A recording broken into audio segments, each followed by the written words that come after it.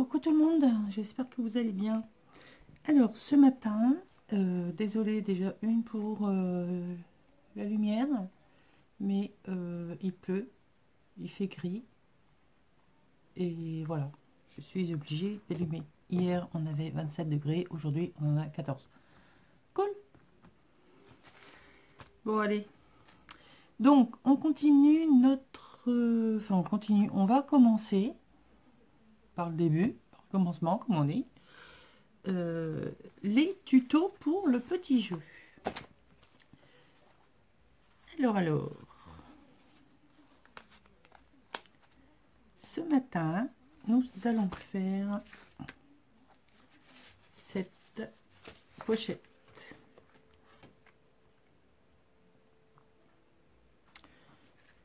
Qui pourra très bien s'intégrer dans un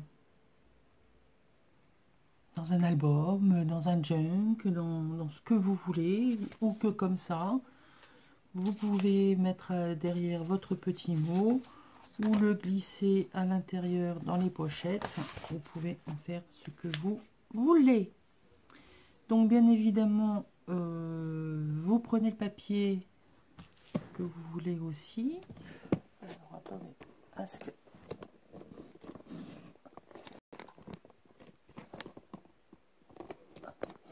Je sais pas ce qui s'est passé avec un truc.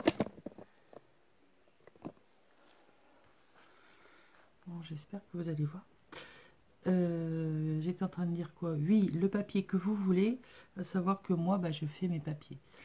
Comme il y a du pliage, et je rencontre le même problème parce que mon papier est passé au café et au four et il est cassant. Si vous prenez du papier de chez Action, il faudra certainement à un moment ou à un autre renforcer les tranches. Voilà, apparemment celui-là il a l'air de tenir, mais bon, je vous montrerai comment on peut faire sans que ça ne dénature votre projet. Donc moi j'avais fait celui-là, hein, donc là on a avec la petite pochette ici, une autre ici, et là sur le côté. Donc bien évidemment il y aura un tas de petites... donc là j'ai fait un petit tag, hein, tout simple. Petit bout de carton, un petit bout de tissu, un autre, une étiquette qui traînait, un petit tag, un bout de ficelle, et hop, ça vous fait un embellissement. Donc voilà, il y avait cette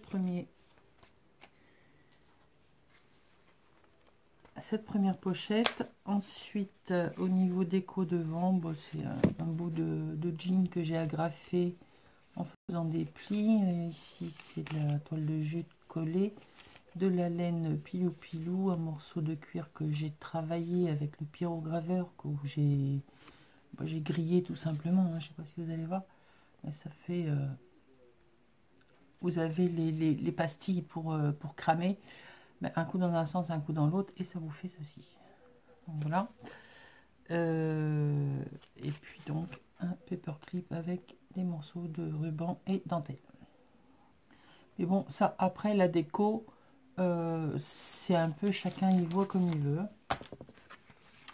J'avais commencé à filmer pour faire celle-ci, que j'aimais beaucoup parce que bon, là elle est quasiment finie, mais bon, lors de sa conception du premier tuto, ici on voyait une tache, et je me suis tapé un délire, et je ne pourrais pas vous mettre la vidéo parce qu'elle a disparu.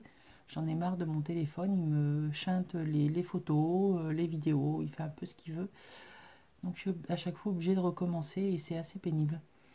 Donc la tache là, je vous en parlais comme ça en disant que ça ressemblait à un ange, à une ombre avec les fenêtres en haut, enfin bref. Et puis j'ai pris un tampon, mais sans vouloir exactement ce que c'est parce que le tampon je venais de le recevoir et j'avais envie de l'essayer. Et quand j'ai tamponné, et ben ça m'a vraiment fait un ange. Donc j'ai trouvé ça super. Donc celui-ci, donc toujours avec mes papiers patouille. Et donc à l'intérieur, voilà, ça donne ça. Et ici, plutôt que des tags, j'y ai fait des petites enveloppes dans lesquelles on peut y glisser des petites choses. Donc là, c'est juste un passant pour tenir l'enveloppe. Ici, j'y ai collé... en fait, vous prenez des morceaux de tissu, des morceaux de machin, et pour faire la déco, vous collez ça les uns sur les autres. Ça vous fait une déco et ça élimine tous les petits bouts, les petits restes, enfin bref, voilà.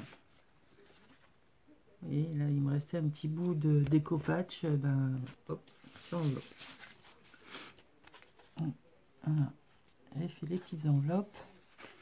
Et donc à l'intérieur, voilà, j'y ai mis des petits tickets, je remplirai les autres également. Voilà pour celle-ci. Donc, comme elle est terminée, et qu'il faut quand même que je vous montre comment on l'a fait, je vais vous passer sur mes mains, mais je vais le passer en accéléré, en espérant que ça va bien se passer, au niveau lumière, au niveau de tout ce que vous voulez. Si vous avez des questions, n'hésitez pas à me les poser dans les commentaires. Et puis voilà, j'espère que la vidéo, donc ça va être en accéléré. Vous aurez quand même le temps de voir tout ce qu'il y a à voir. Donc moi je pars d'une page A3. Mais vous pouvez faire ce que vous voulez, partir de la page que vous voulez. Le principal, c'est en fait de faire un carré. Donc le carré, il peut être grand, il peut faire... et de toute façon, c'est ce que moi, avec ma page, là, je vais avoir à peu près du 30-30. Bon, c'est pas... Hein, mais ça peut être plus petit. Si vous avez des grandes, très grandes pages, ça peut être beaucoup plus, bien évidemment. Après, ça, c'est vous qui le voyez. Moi, c'est le format de papier que j'ai et ça me va très bien. Donc, celui-là, donc bon, bah, forcément, hein, ça va pas vous donner grand-chose. J'ai retrouvé mes poudres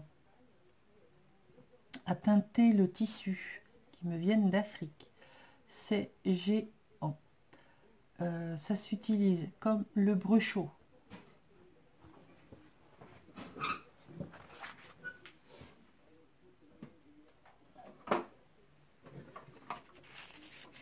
Allez, on va faire un petit en direct. Hein.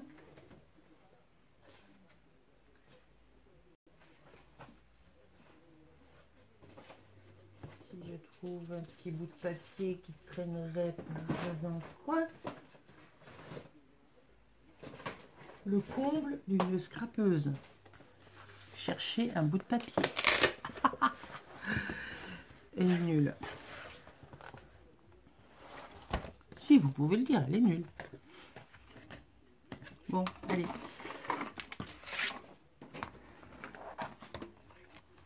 Donc c'est vraiment... Ah ben non, je sais. Oui. Mon cahier martyr. Quoi chercher, hein? SOS Nani est toujours là. Voilà. Donc voilà, donc en tout j'ai 10 couleurs qui passent du cola, qui est donc celui-ci. Donc bien évidemment mélangé avec du café, ça vous donne une couleur un peu orange, marronné. Super, j'y ai rajouté un peu de rouge histoire de donner un peu de couleur, mais à l'origine c'est cola. Ici nous avons du rose, du jaune, du rouge, du marron, fuchsia. De toute façon, c'est pas la peine que je vous montre les couleurs parce qu'il y en a, elles sont une toute foncée. Voilà, ça c'est censé être orange. Si, je vais vous montrer. Ça, c'est vert, bleu et violet. Donc, dans les plus improbables, on va prendre le orange.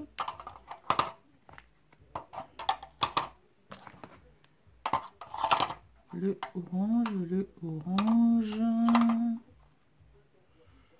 Je vais vous montrer le cola, tout simplement, ce que ça donne, hein, puisque c'est une couleur qui est particulière.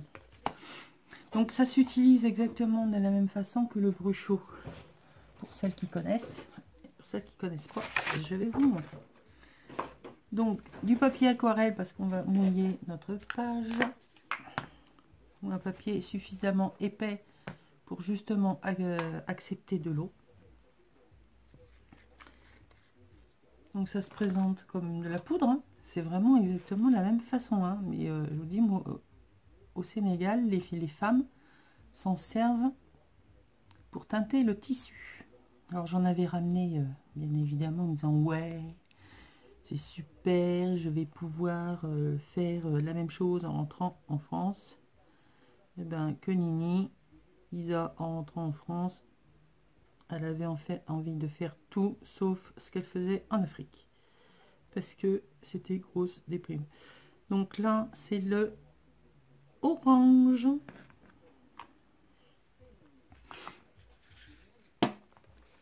Donc il n'y a pas besoin d'en mettre beaucoup.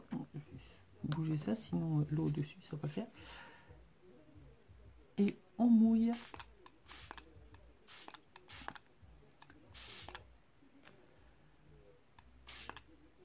Voilà ce que ça donne.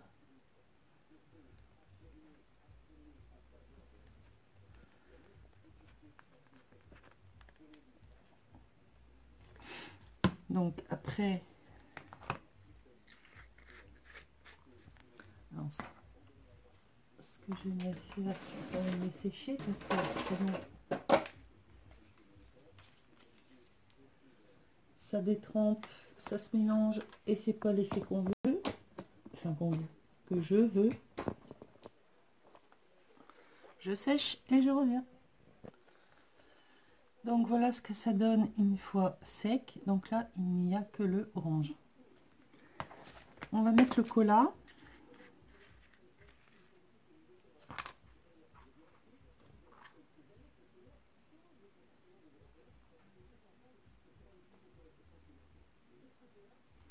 Donc vous voyez, il en faut vraiment très très peu, hein.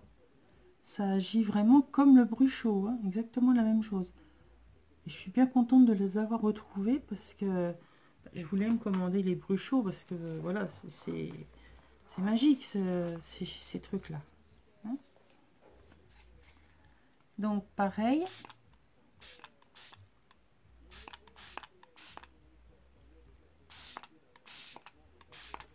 Voilà.